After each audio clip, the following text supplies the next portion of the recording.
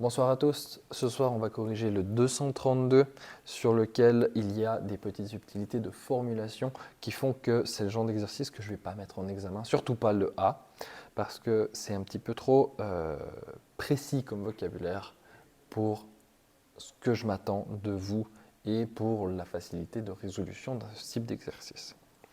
Donc le 232A, il a une formulation assez simple de prime abord et très compliqué à comprendre de manière juste pour faire l'exercice juste.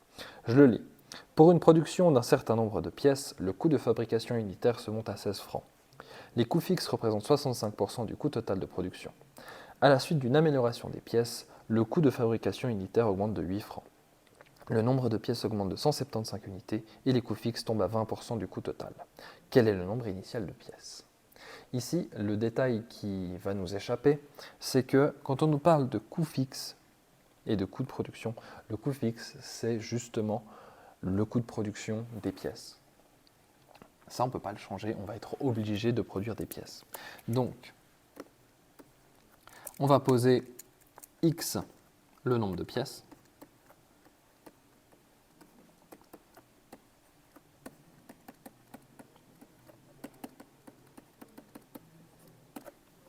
et ensuite, une fois qu'on a posé ce nombre de pièces initiales, on sait déjà que dans le premier cas, on a 16 fois X puisque ça nous coûte 16 francs de faire des pièces. Et maintenant, ça c'est ce qu'on appelle le coût de production. Et c'est ce que l'énoncé entend comme étant le coût fixe. Donc ça, si on fait fois 0,65, on obtient le coût total.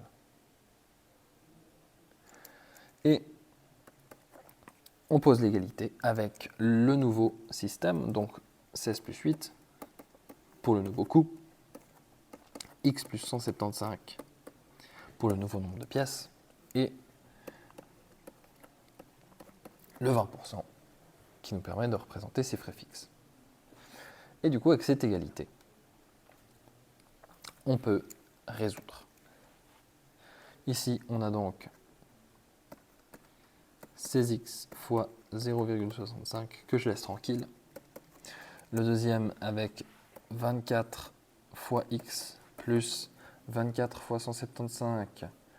24, ça doit faire 4200.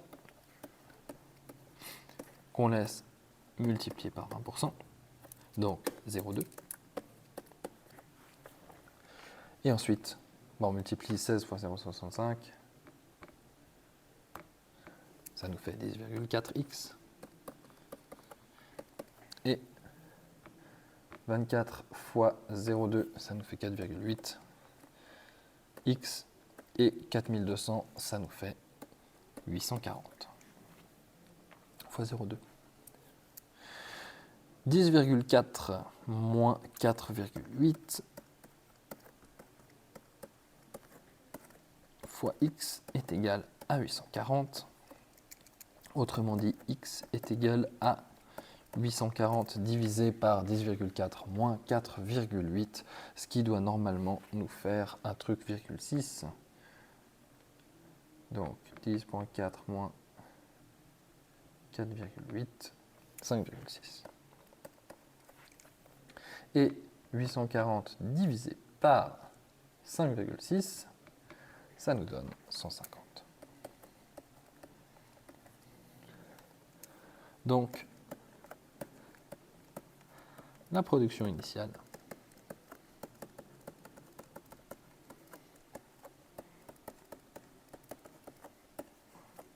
était de 150 pièces.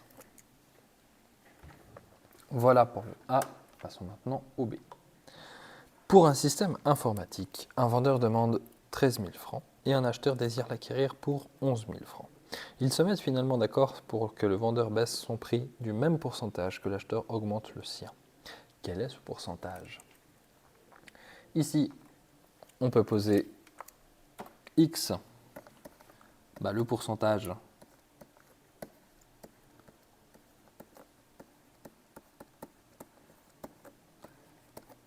qui permet de former un accord.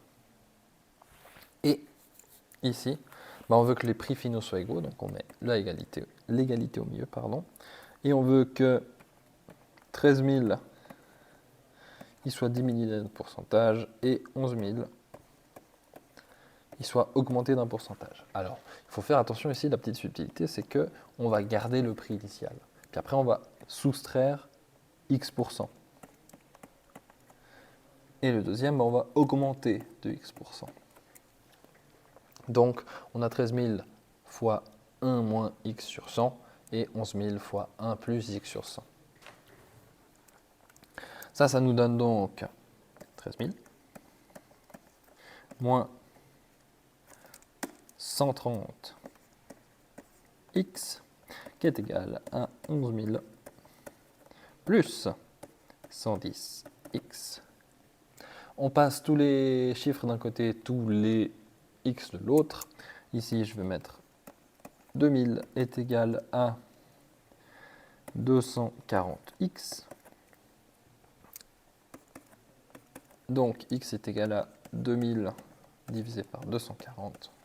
Ça, si on simplifie au maximum la fraction, on obtient